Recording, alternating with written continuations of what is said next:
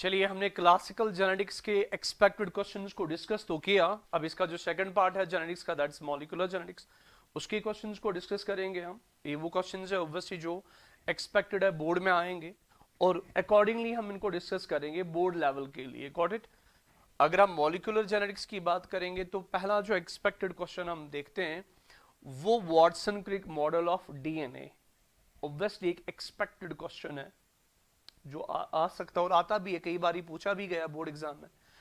और इन फीचर्स को हम डिस्कस करेंगे कि कैसे इसको, अगर ये क्वेश्चन आया, कैसे इस क्वेश्चन को हम अप्रोच करेंगे बोर्ड एग्जाम में। सो वाटसन क्रिक मॉडल को हम डिस्कस करेंगे ना। पहली चीज, वाटसन क्रिक मॉडल क्वेश्चन को जब आप डिस्कस करना लिखना स्टार्ट करेंगे वहां पेपर में, तो पहली चीज आप कहेंगे कि ये जो वाटसन क्रिक मॉडल है,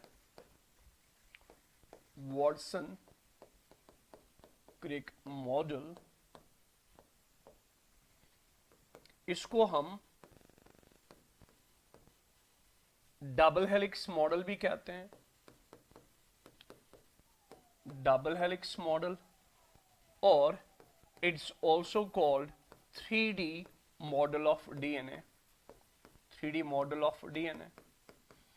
वाटसन क्रिक ने ये जो double helix model 3D model DNA का दिया, ये उन्होंने दिया था 1953 में, जिसके लिए इनको लेटर ऑन 1962 में नोबेल प्राइज भी दिया गया था। Got it. और इस मॉडल को जब इन्होंने दिया, ऑब्वियसली ये वो डीएनए जो हम फिजियोलॉजिकल डीएनए की बात करें उस डीएनए का मॉडल था, जिसको हम बी डीएनए भी कहते हैं या वाटसन क्रिक डीएनए कहते हैं, उसका मॉडल इन्होंने हमें समझाया।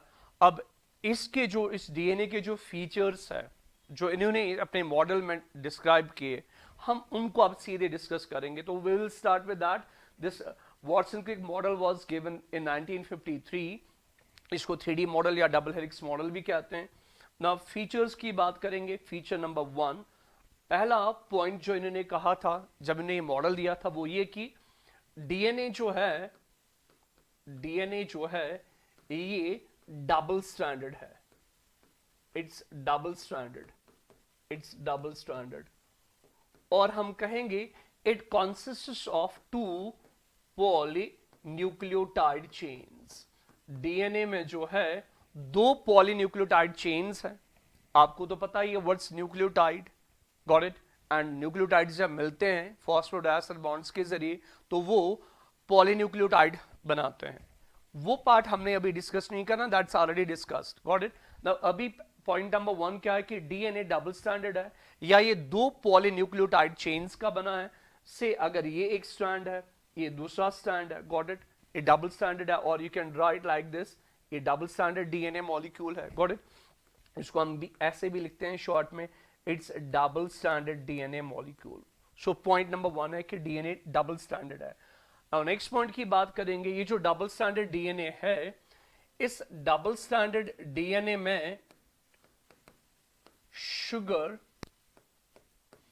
And phosphate, sugar and phosphate जो है वो इस डबल स्टैंडर्ड डीएनए का बैकबोन बनाते हैं।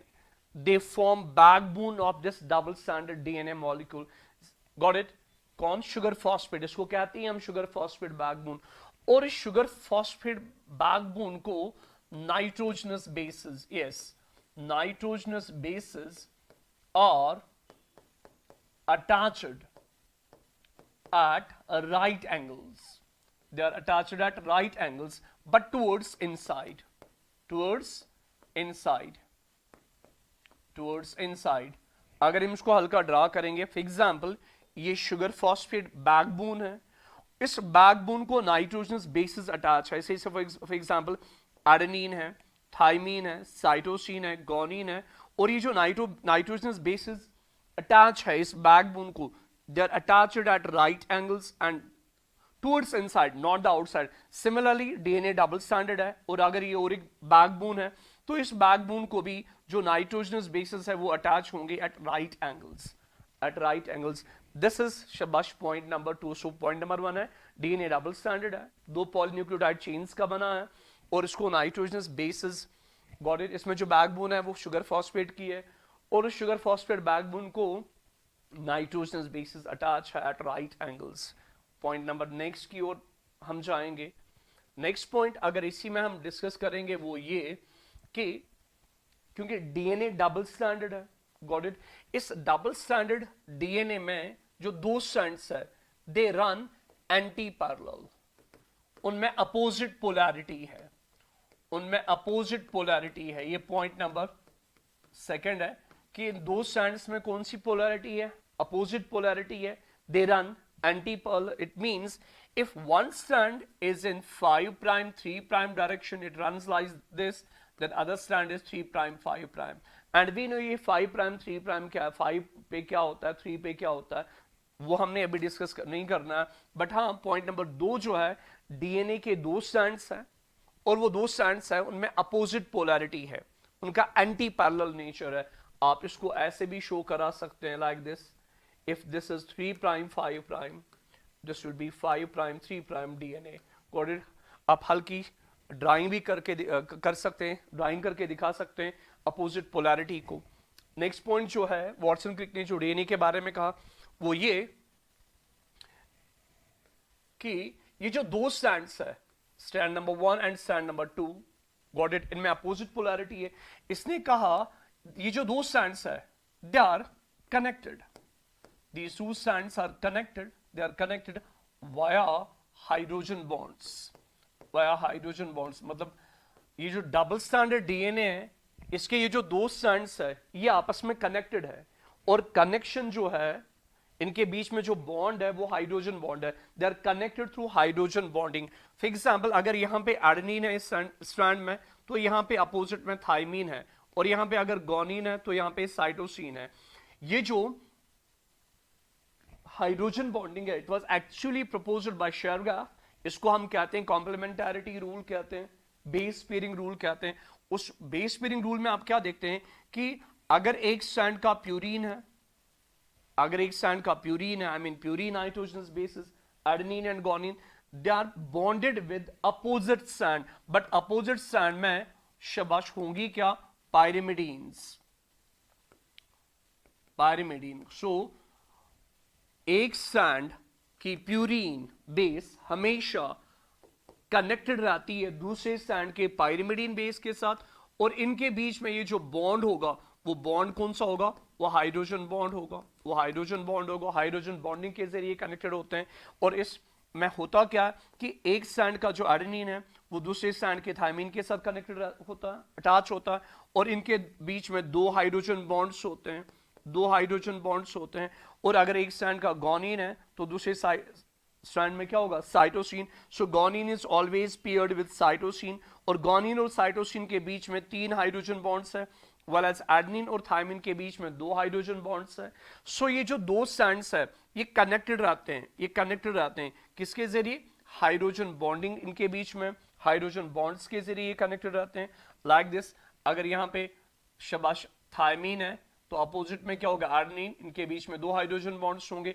अगर यहाँ साइटोसिन है तो अपोजिट स्ट्रैंड में गोनिन होगा और इनके बीच में 3 हाइड्रोजन बॉन्ड्स होंगे। So the 2 strands remain connected, got it, via hydrogen bonding, and this hydrogen bonding occurs between nitrogenous bases, complementary nitrogenous bases। और इस रूल को हम कहते ही हैं base pairing rule. This rule is called base pairing rule or it's called complementarity rule. So this is point number next, that the two strands remain connected, and they remain connected through hydrogen bonds, and okay, hydrogen bonds जो form होंगे they will be formed between complementary nitrogenous bases. There are 2 hydrogen bonds between adenine and thymine, and there are 3 hydrogen bonds between guanine and cytosine. This is point number next. Next point जो Watson क्रिक ने हमें कहा, उन्होंने कहा ये जो double standard DNA, double standard DNA, this double standard DNA is coiled in right-handed fashion, in right-handed fashion। यहां पे जो coiling है वो right-handed है, वो right-handed fashion में है, got it?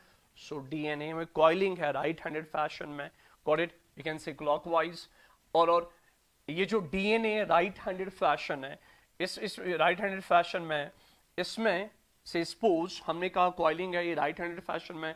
अगर हम यहाँ पे लाइक दिस डीएनए को थोड़ा सा और ब्रॉड करेंगे, इस राइट हैंडेड फैशन डीएनए में अगर आप एक टर्न की बात करते हैं, वन टर्न, या हम कहेंगे एक हेलिक्स की बात करेंगे, एक टर्न या एक हेलिक्स का जो पिच है, pitch you can say height as well. Suppose अगर मुझे यहां से यहां तक देखनी है, this is height, you can say this is pitch, got it. One turn one helix या पिच ऑफ वन हेलिक्स जो है इस डबल स्टैंडर्ड डीएनए का, that is 3.4 nanometres, 3.4 nanometres long. And इस 3.4 नैनोमीटर लॉन्ग डीएनए में आपको 10 base pairs मिलेंगे। You will find how many base pairs? 10 base pairs. Now what's base pair?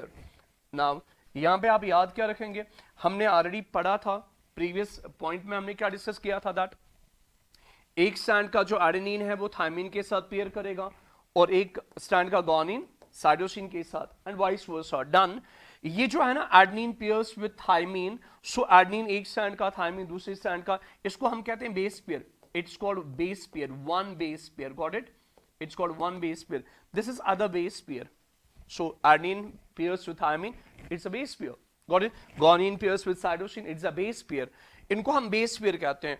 और यहाँ पे हमने फिर नेक्स्ट क्या कहा कि डीएनए का जो एक हेलिक्स है या जो एक टर्न है उसका जो पिच है वो 3.4 नैनोमीटर लॉन्ग है, 3.4 नैनोमीटर लॉन्ग है। और इस 3.4 नैनोमीटर लॉन्ग डीएनए के टर्न में, हेलिक्स में, पिच में आपको 10 बेस पेयर्स मिलेंगे। It's very important. अगर बेस पेयर्स 10 है, अगर बेस पेयर्स 10 है, कितनी लेंथ में, 3.4 नैनोमीटर में, बेस पेयर्स कितने हैं, 10, देन ऑब्वियसली जो एडजेसेंट बेस पेयर्स है, फॉर एग्जांपल यहां पे एडेनिन है, यहां पे थायमिन है, इनमें 2 डबल बॉन्ड्स है, यहां पे गुआनिन है, यहां पे साइटोसिन है, इसमें 3, तो ये क्या हो गए, adjacent base pairs.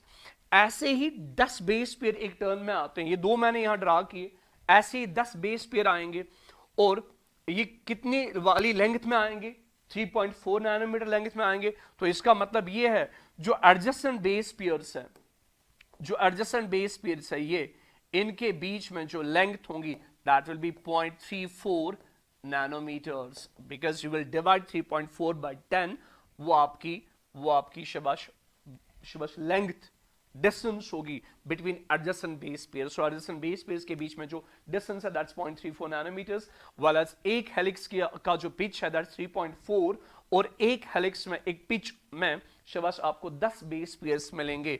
Number next, दूसरा नेक्स्ट इन्होंने क्या कहा, वी नो जो डीएनए है, DNA we know DNA is stable, और डीएनए स्टेबल मॉलिक्यूल है, और स्टेबल ये है, इसके कई रीजंस है। There are many reasons. One of them is that it has got deoxyribose sugar. One more is that it has got thymine instead of what, uracil. And then got it, ये double standard है. This is one more reason that it's what, stable. But one more thing is that कि ये तो है ही कि इसकी वजह से डीएनए में स्टेबिलिटी है। डबल स्टैंडर्ड डीएनए में स्टेबिलिटी और भी आ जाती है, एक्स्ट्रा स्टेबिलिटी मिलती है, एडिशनल स्टेबिलिटी मिलती है इस मॉलिक्यूल को।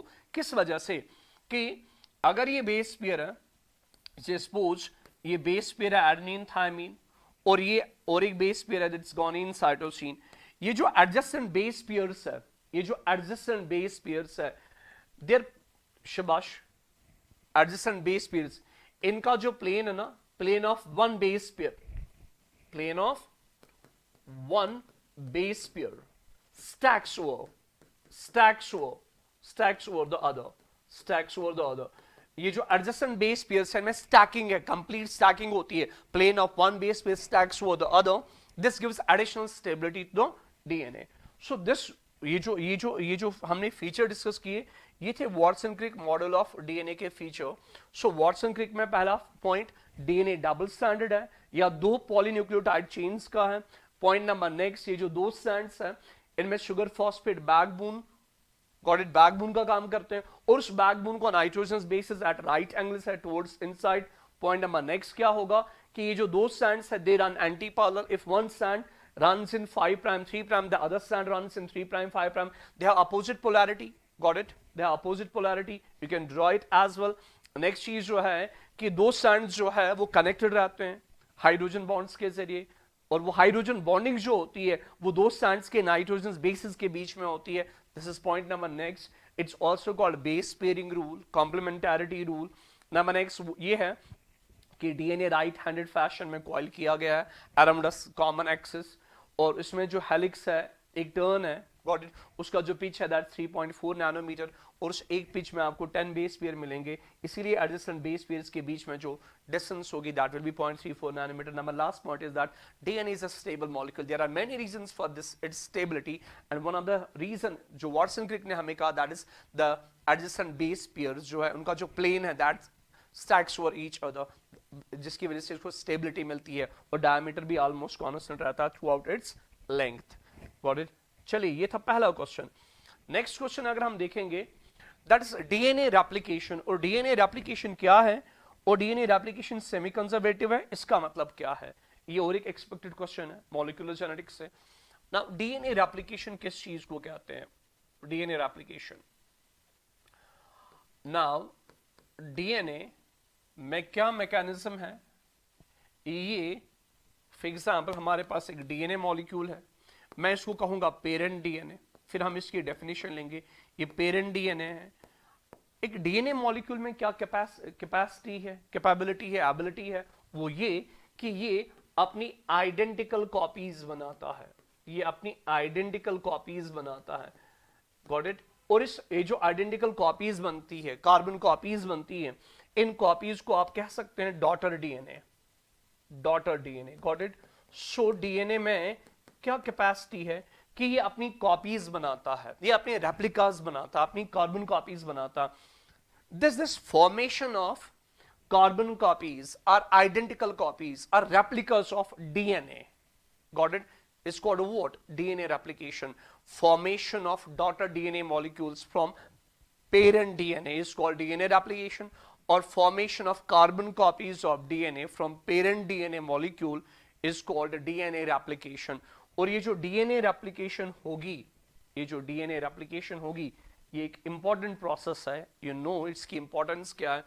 ये जो DNA replication होगी यहाँ पे, so अगर हमारे पास डीएनए है, हमने इसको कहा पेरेंट डीएनए. इस पेरेंट डीएनए से क्या बनेंगे, दो आइडेंटिकल कॉपीज, दो आइडेंटिकल कॉपीज किसकी, डीएनए की. और उन दो कॉपीज को हमने नाम क्या दिया, हमने उनको नाम दिया डॉटर डीएनए. उनको हम नाम क्या देंगे, डॉटर डीएनए.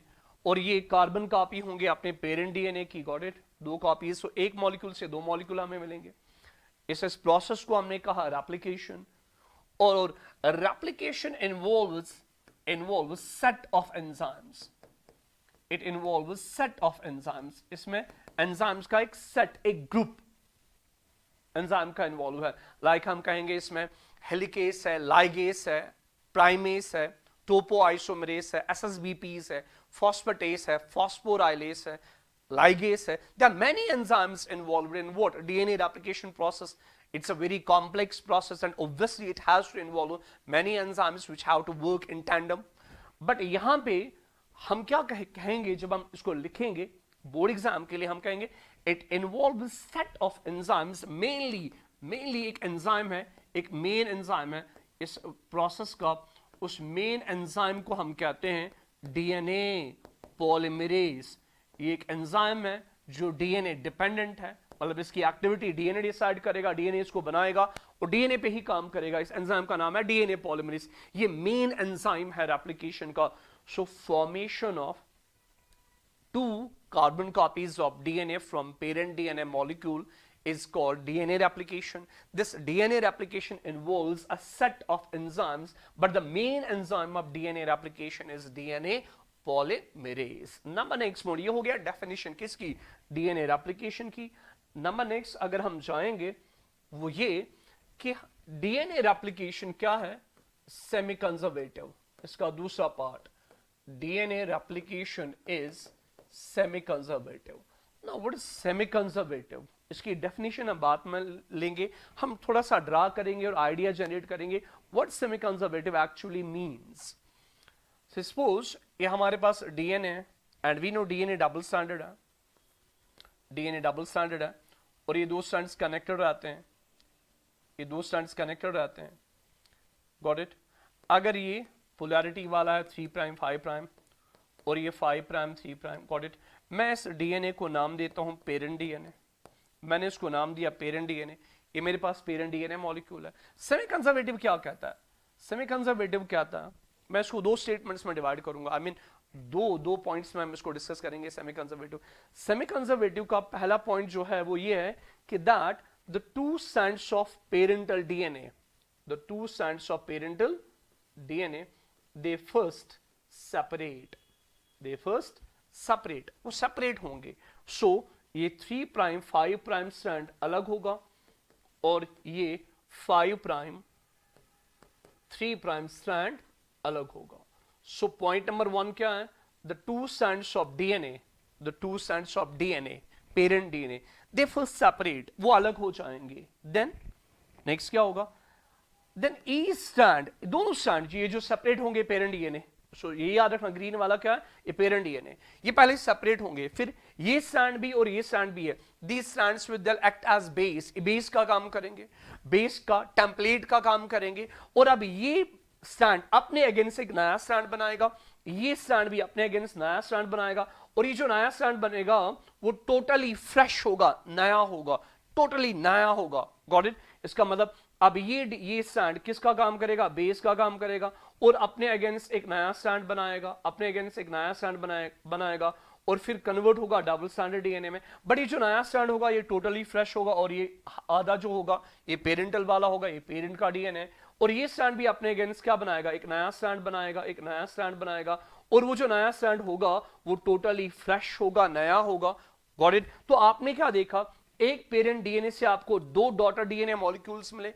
उन दो डॉटर डीएनए मॉलिक्यूल्स में आप क्या देखेंगे कि 50% या एक स्ट्रैंड जो है वो पेरेंट डीएनए का होगा, और जो 50% नेक्स्ट है वो नया डीएनए होगा, न्यू डीएनए होगा।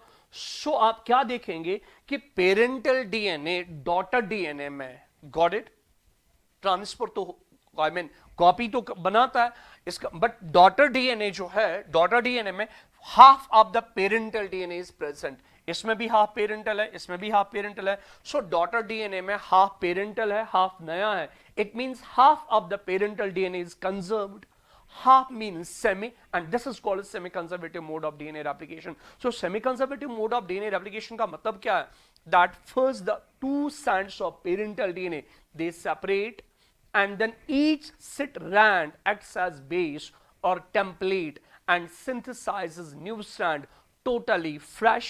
This way half of the parental DNA remains conserved in the daughter DNA. This is called semi-conservative. So semi-conservative क्या कहता है कि daughter DNA में half parental होगा, half नया होगा, half parental conserved रहता है daughter DNA में. That's called semi-conservative mode of DNA replication. Now ये जो semi-conservative mode of DNA replication है,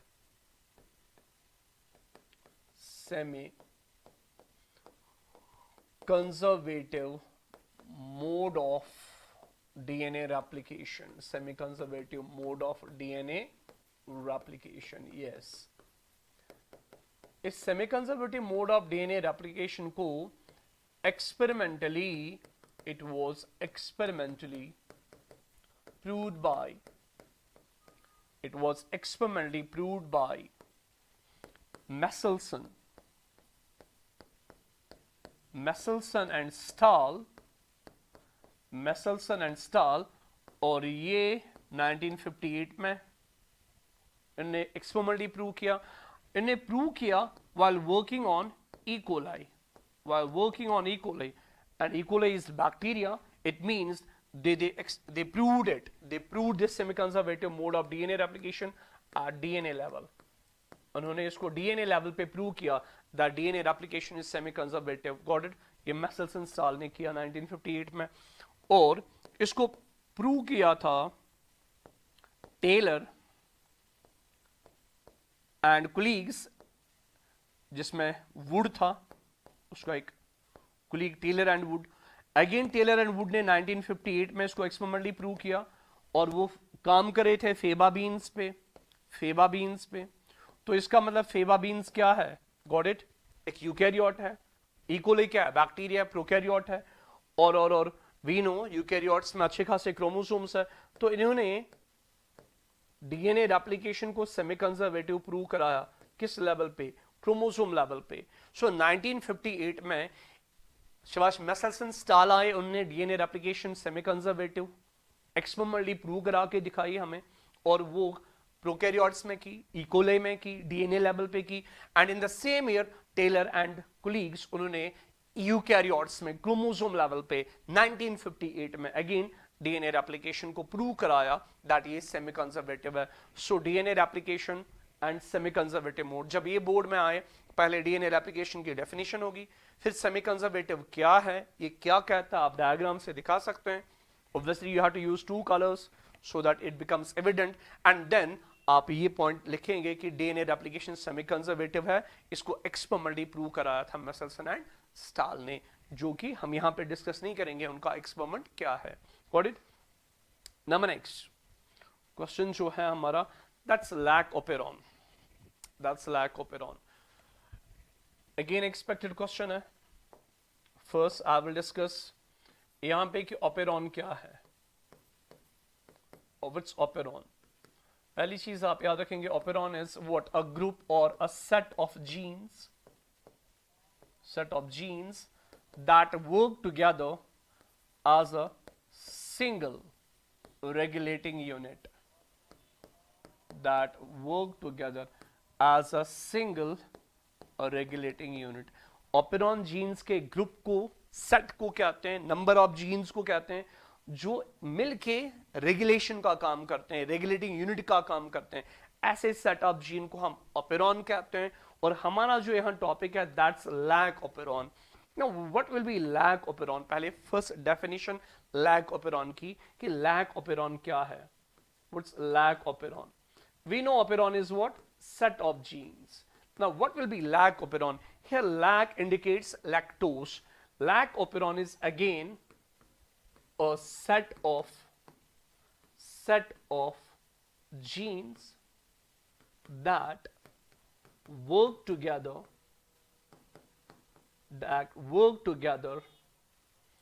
as a single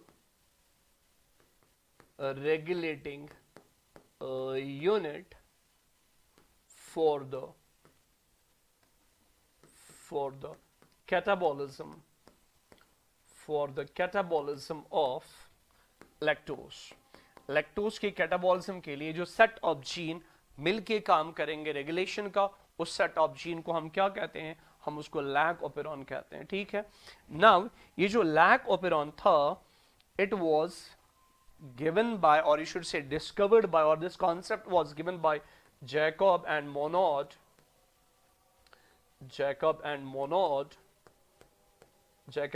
while working on E. coli। ये काम किस पे कर रहे थे? E. coli पे काम कर रहे थे, और ये हादसा हुआ था 1961 में। And for this they were later on given Nobel prize. So ये कॉन्सेप्ट जो था ओपेरॉन कॉन्सेप्ट, लैक ओपेरॉन का, ये जैकब एंड मोनोड ने दिया, जिसके लिए इनको नोबेल प्राइज भी मिला था। नाउ लैक ओपेरॉन कहता क्या है? So lac operon is set of genes that work together for the catabolism of lactose। Now अगर आप लैक ओपेरॉन को देखेंगे, पहली चीज आप याद रखेंगे, ये ऑपरेट किस में होगा? It operates in E coli, point number next. So ये लैक ओपेरॉन ऑपरेट किस में करेगा? Operates in E coli. ये ऑपरेट होगा ई कोलाई में, किस चीज के लिए ऑपरेट होगा? लैक्टोज के कैटाबॉलिज्म के लिए, लैक्टोज के कैटाबॉलिज्म के लिए। Now in E coli, next point क्या लिखोगे आप? In E coli lactose catabolism requires 3 enzymes। Lactose catabolism के लिए ई कोलाई को कितने चाहिए? 3 एंजाइम चाहिए, और मैं उन एंजाइम्स का नाम दे रहा हूं, और वो आप भी कल को लिखेंगे जब ये बोर्ड में आएगा उन 3 एंजाइम्स का नाम। एक बीटा गैलेक्टोसाइडेस जो कि लैक्टोज को कन्वर्ट करेगा ग्लूकोज एंड गैलेक्टोज में, और एक एंजाइम है जिसका नाम है परमीएस, परमीएस जो परमेबिलिटी इंक्रीज कराता है, मेम्ब्रेन परमेबिलिटी इंक्रीज कराता है लैक्टोज के लिए।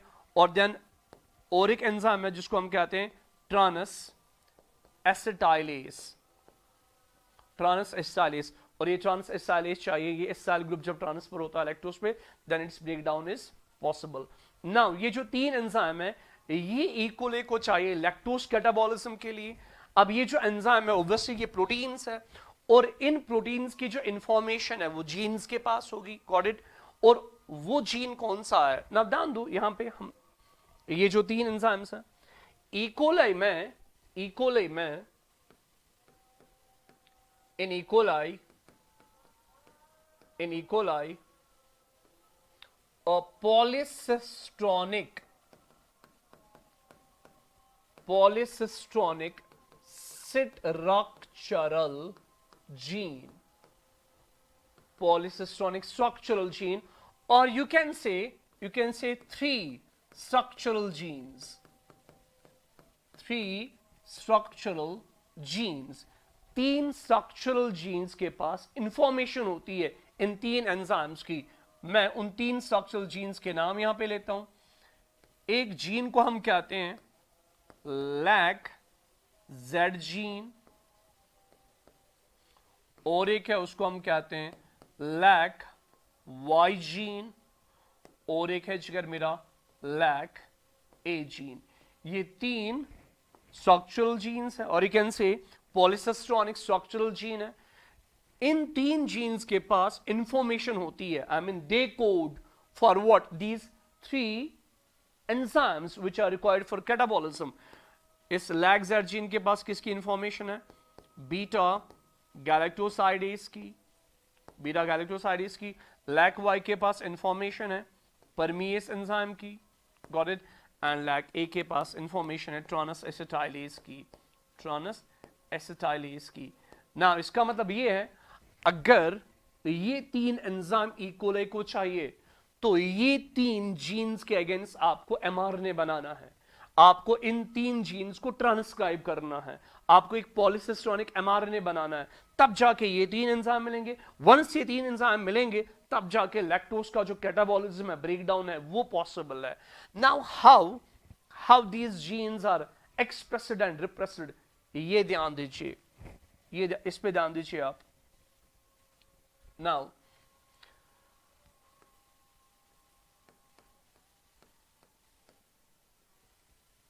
जब लैक्टोज एब्सेंट होता है इकोले, इकोले जहां होता है, आई मीन इकोले के मीडियम में जब लैक्टोज एब्सेंट होता है, जब लैक्टोज एब्सेंट होता है तो क्या होता है, यहां ध्यान दीजिए ऑपेरॉन कैसे काम करता है।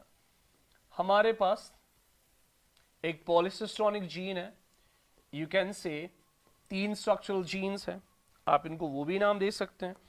एक आपके पास था लैक जी, और एक था lac Y, and then there is lac A. ये तीन स्ट्रक्चरल जीन्स हैं, इनके पास तीन एंजाइम बनाने की इंफॉर्मेशन है, बट इनकी जो एक्सप्रेशन है, इनकी जो एक्सप्रेशन है, I mean they're under the control of a gene, that gene is called operator। मैं यहां पे इसको नाम ऊपर लिख के रहा हूं, इसका नाम क्या है, operator gene, operator gene, operator gene.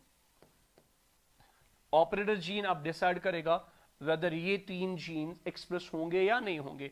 But at the very same time जब हम इन तीन जीन की एक्सप्रेशन की बात करेंगे, आई मीन इनको ट्रांसक्रिप्शन के लिए जाना है, ट्रांसक्रिप्शन तभी होगी जब एंजाइम होगा, उस एंजाइम का नाम है आरएनए पॉलीमरेज। और एक यहां पे रीजन होता, उसको हम कहते हैं प्रमोटर साइट, और यू कैन से प्रमोटर जीन। ये और एक साइट है, ये ऑपरेटर है, ये प्रमोटर है। And then there is one more, then there is one more, that gene is called I gene, or you can say that's called R gene। I means inhibitory, R means regulatory। मैं यहां पे लिख भी सकता हूं inhibitory और regulatory gene, inhibitory और regulatory gene।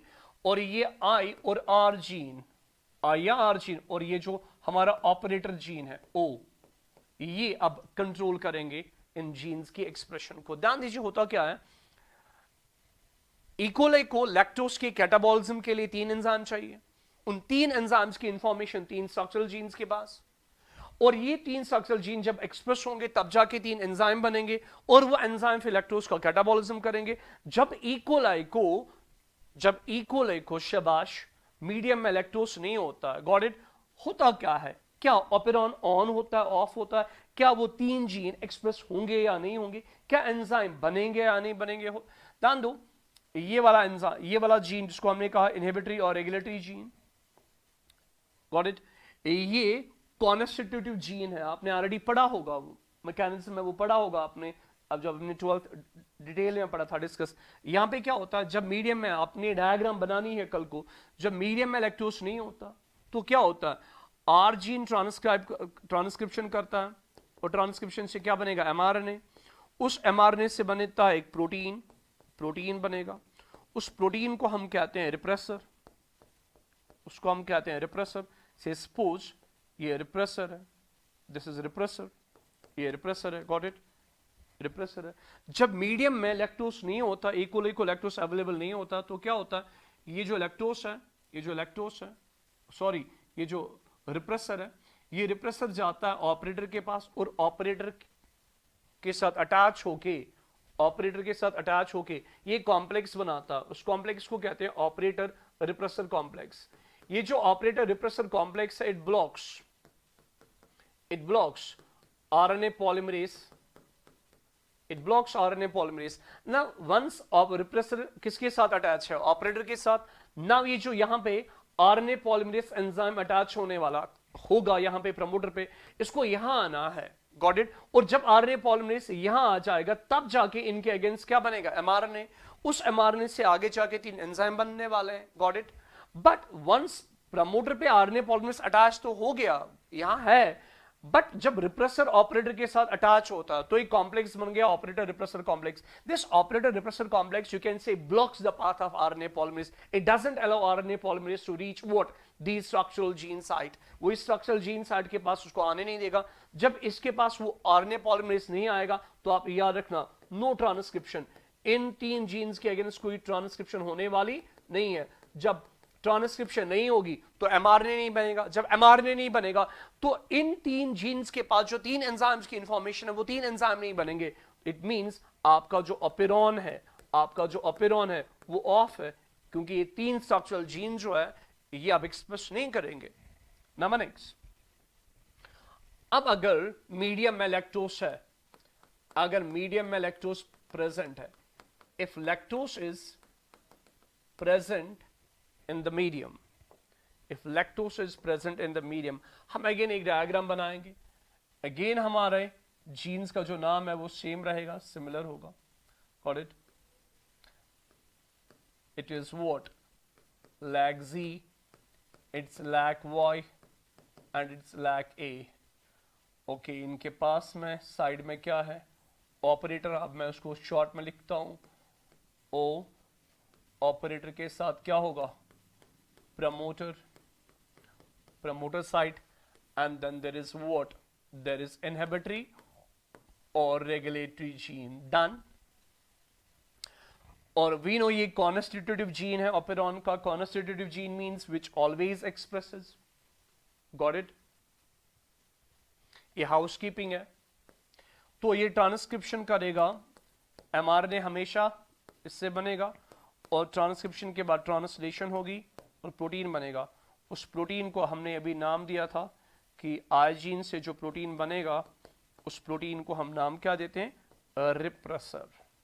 उसको हम रिप्रेसर नाम देते हैं। यहां पे इंपॉर्टेंट चीज क्या है, इंपॉर्टेंट चीज है जब लैक्टोज प्रेजेंट होता है मीडियम में। जब लैक्टोज प्रेजेंट होता है मीडियम में, suppose this is lactose, actually यहां पे एलोलैक्टोज होता है, बट चलिए let's don't go into the details. अगर लैक्टोज मीडियम में होता है, लैक्टोज क्या करता है, ये रिप्रेसर के पास जाता है और एक कॉम्प्लेक्स बनता है। उस कॉम्प्लेक्स को हम कहते हैं इंड्यूसर रिप्रेसर कॉम्प्लेक्स। याद रखना, यहां पे लैक्टोज इंड्यूसर का काम करता है, तो एक कॉम्प्लेक्स बनता है, उस कॉम्प्लेक्स को हम कहते हैं inducer repressor complex. Now this inducer repressor complex is unable to bind with operator. ये ऑपरेटर के साथ अब बाइंड नहीं होता. जब ये ऑपरेटर के साथ बाइंड नहीं होता तो व्हाट हैपेंस, यहां पे आरएनए पॉलीमरेज अटैच होता है प्रमोटर साइड पे, और आरएनए पॉलीमरेज स्लाइड करेगा और कहां पहुंचेगा, इन स्ट्रक्चरल जीन्स के पास, क्योंकि उसके साथ ऑपरेटर के साथ अभी रिप्रेसर अटैच नहीं है, तो पाथ ओपन है. RNA polymerase will reach here, और वंस वो यहां आएगा तो इन तीन जीन्स के अगेंस्ट क्या बनेगा, एक पॉलीसिस्ट्रॉनिक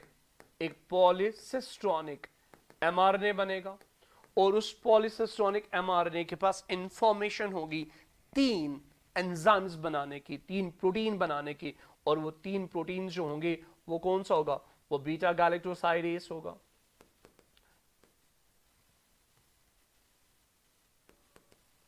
बीटा गैलेक्टोसाइडेस होगा, और दूसरा बनेगा उसका नाम परमीएस होगा. Got it. और then third one is trans acetylase. ये तीन टाइप के एंजाइम बनेंगे फिर उस एमआरएनए से, जो एमआरएनए बनेगा इन तीन जीन्स के अगेंस्ट. नाउ इसका मतलब ये है जब लैक्टोस है, लैक्टोस प्रेजेंट है, तो ओपेरॉन क्या होगा, ओपेरॉन ऑन होगा, और जब ओपेरॉन ऑन होगा, गॉट इट, तीन एंजाइम्स बनेंगे, और वो तीन एंजाइम फिर इसी लैक्टोस को शाबाश कैटाबॉलिज्म में लेके जाएंगे, इसका ब्रेक डाउन करेंगे. So in this way operon means on, और यहां पे जो लैक्टोस है, लैक्टोस काम करता है किसका, इंड्यूसर का काम करता है, ये ओपेरॉन को ऑन करता है. So it's basically the substrate, or you can say the metabolite, the condition that basically decides whether this operon is on or off. If lactose is absent, operon is off. If lactose is present, operon is on. अब अगर ये board में एक question आए, आपने करना क्या है, आपने लैक ओपेरॉन की डेफिनेशन लिखनी है, फिर आपको कहना है कि लैक ओपेरॉन में इकोले को शाबाश तीन एंजाइम चाहिए लैक्टोज के कैटाबॉलिज्म के लिए.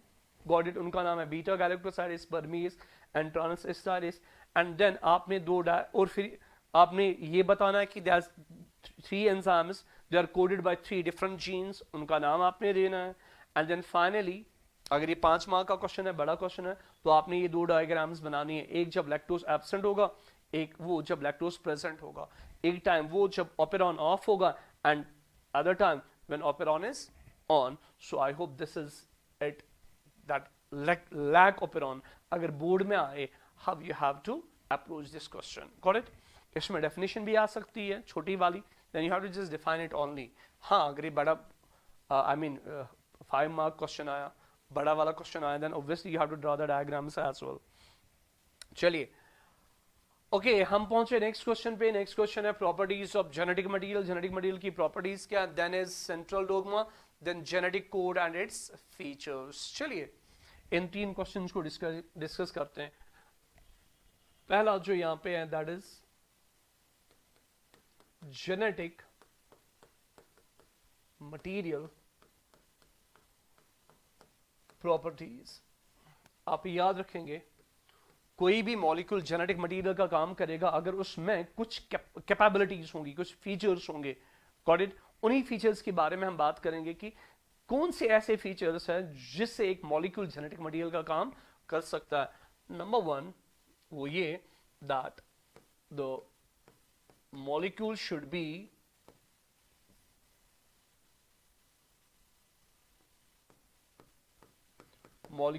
structurally and chemically stable. इसका स्ट्रक्चर वाइज, इसका केमिकल वाइज, नेचर वाइज ये क्या होना चाहिए, ये स्टेबल होना चाहिए. नंबर 2 इसमें रेप्लिकेशन कैपेसिटी होनी चाहिए. एक मॉलिक्यूल जेनेटिक मटेरियल का काम करेगा अगर वो स्ट्रक्चरली केमिकली स्टेबल है. नंबर 2 अगर उसमें रेप्लिकेशन की कैपेसिटी है. नंबर नेक्स्ट वो हमें स्कोप प्रोवाइड करे. Provide scope for what, mutation, slow change का, म्यूटेशन का वो स्कोप हमें प्रोवाइड करे. आई मीन उस मॉलिक्यूल में ये पोटेंशियल होना चाहिए कि उसमें चेंज आ जाए, गॉट इट, म्यूटेशन हो जाए. And we know when there is mutation and there will be what, there will be what, evolution. So वो हमें स्कोप देना चाहिए किसका, एवोल्यूशन का, म्यूटेशन का, चेंज का. और एक प्रॉपर्टी उसमें जो इंफॉर्मेशन होगी, जेनेटिक इंफॉर्मेशन, गॉट इट, वो कोडेड फॉर्म में होनी चाहिए. That should be present in coded form. Not only this, जब वो उस इंफॉर्मेशन को क्या करे, एक्सप्रेस करे, उसका एक्सप्रेशन भी क्या होना चाहिए, कंट्रोल्ड मैनर में. उसका एक्सप्रेशन भी क्या होना चाहिए, कंट्रोल्ड मैनर में. एंड नंबर लास्ट जो आप याद रखेंगे कि वो एक्सप्रेस करना चाहिए, expresses in the form of Mendelian characters. जैसे मेंडल ने ऑब्जर्व किया, गॉट इट, उसी तरह से वो खुद को एक्सप्रेस करना चाहिए. These are some properties, features of what, genetic material. कि एक मॉलिक्यूल जेनेटिक मटेरियल का काम करेगा अगर वो स्ट्रक्चरली और केमिकली स्टेबल होगा, उसमें रेप्लिकेशन कैपेसिटी हो, म्यूटेशन का स्कोप हमें दे, उसमें जो जेनेटिक इन्फॉर्मेशन हो वो कोडेड फॉर्म में हो, और जब वो जेनेटिक इन्फॉर्मेशन को एक्सप्रेस करे वो एक्सप्रेशन भी कंट्रोल्ड मैनर का होना चाहिए. और नंबर लास्ट आप याद रखेंगे कि जब वो इन्फॉर्मेशन को एक्सप्रेस करेगा वो एक्सप्रेस करना चाहिए इन the form of Mendelian characters. The way Mendel observed how characters behaved when he was discussing his crosses, got it? उसी तरह वो खुद को एक्सप्रेस करना चाहिए. Now my next question is central dogma. Central dogma. Central dogma.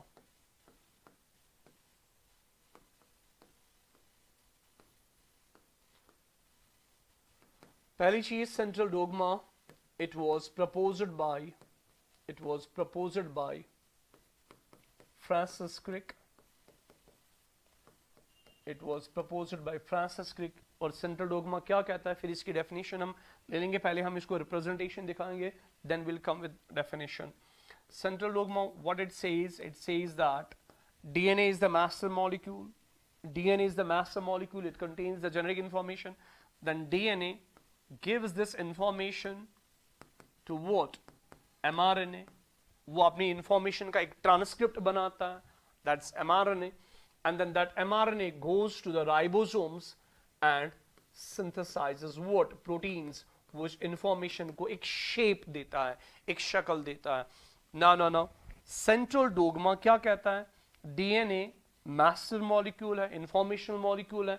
From this DNA there is unidirectional flow of information for the formation of proteins through the working copies of mRNA. mRNA की copies बनेंगी, got it, DNA से बनेंगी, got it, और वो mRNA आगे जाके proteins बनाएगा. This is the basically what? The basic principle of molecular biology, where it is clear that DNA is the master molecule. DNA information देता है mRNA को अपनी, got it, और वो mRNA आगे जाके उस information को एक shape देता है पॉलीपेप्टाइड की, प्रोटीन की. ना ये जो DNA से mRNA बना, इस प्रोसेस को हम कहते हैं ट्रांसक्रिप्शन. इसको हम क्या कहते हैं, ट्रांसक्रिप्शन. ट्रांसक्रिप्शन कहते हैं. और फिर mRNA जब प्रोटीन्स के पास जाएगा, देन mRNA जब प्रोटीन्स बनवाएगा राइबोसोम के पास, then that step is called translation. तो ये जो सेंट्रल डोगमा है, it's a basic principle of molecular biology which tells us that DNA is the master molecule. From this DNA there is unidirectional flow of information for the formation of proteins through working copies of RNA. especially हमारा जो RNA है, हम mRNA की बात करें तो यहाँ पे आप याद रखेंगे इस सेंट्रल डोगमा में कितने स्टेप्स है, दो. एक ट्रांसक्रिप्शन है, दूसरा ट्रांसलेशन है. so there is unidirectional flow of information. इसको हम क्या कहते हैं, सेंट्रल डोगमा. सेंट्रल डोगमा ये हमें किसने दिया था, फ्रांसिस क्रिक ने. सो डेफिनेशन बनेगी दिस, ये रिप्रेजेंटेशन है. सो इस सेंट्रल डोगमा में दो स्टेप्स होंगे, main steps. one is transcription and other is translation. Transcription means formation of what, mRNA from Shabash template strand of DNA, and translation means what, polymerization of amino acids into a polypeptide और protein. ये 2 steps है central dogma में। एक short question आ सकता है कल आपकी board exam में, तो आप इसको पहले ऐसे रिप्रेजेंटेशन दिखाएंगे, ये फ्रांसिस क्रिक ने दिया था, then you can write down few words as well. You can make a sentence out of it. Got it? Next question. Next question is genetic code. Genetic code. Now, before I go for the definition, जो already आपके text आपने पढ़ा है, आपके पास definition available होगी, तो simple words में अगर हम जेनेटिक कोड को अंडरस्टैंड करेंगे, अगर आपको कल फॉर एग्जांपल मैं स्ट्रेट लाइन एक खींचता हूं, से सपोज अगर आपको डेफिनेशन भी याद नहीं है तो आप ऐसे भी कर सकते हैं। मैंने एमआरएनए का एक सेगमेंट लिया, मैं इसमें कोडान्स की सीक्वेंस बता रहा हूं लाइक दिस, मैं दूर दूर दिखा रहा हूं ताकि आपको समझ आ जाए।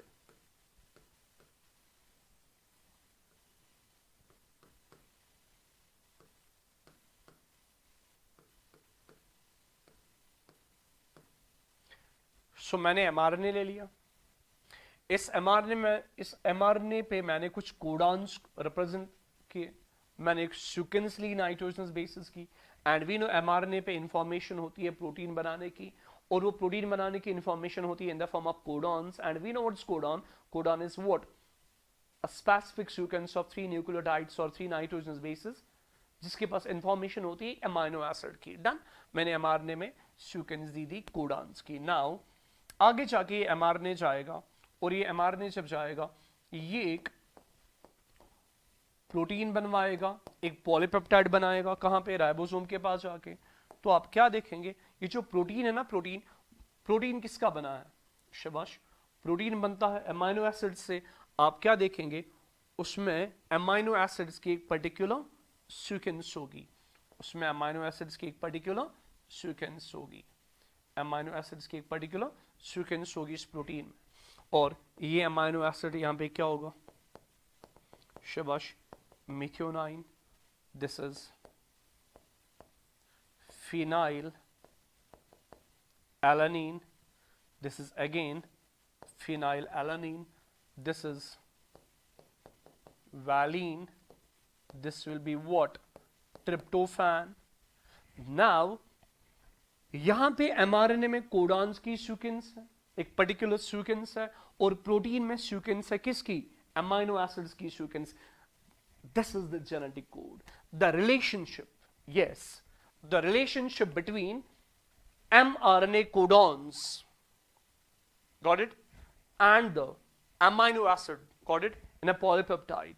Or you can say the relationship between sequence of mRNA codons and the sequence of amino acids in a protein or a polypeptide. This relationship between them is called genetic code, or you can say genetic code means the specific sequence of codons on mRNA that will determine the specific sequence of amino acids in a protein.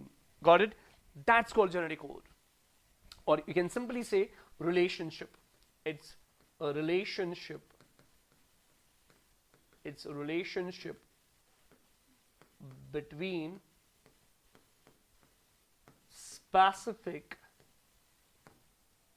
sequence of mRNA codons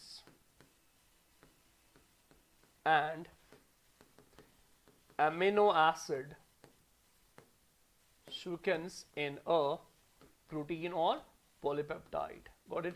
This specific relationship, got it? The specific relationship is called genetic code. इसका मतलब ये है कि mRNA के codons decide करते हैं कि amino acids की सीक्वेंस क्या होगी प्रोटीन में।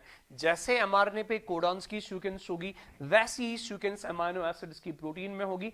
This relationship, this actually is what? Genetic code. Got it? Now दूसरा पार्ट है, ये तो हो गया डेफिनेशन ऑफ जेनेटिक कोड।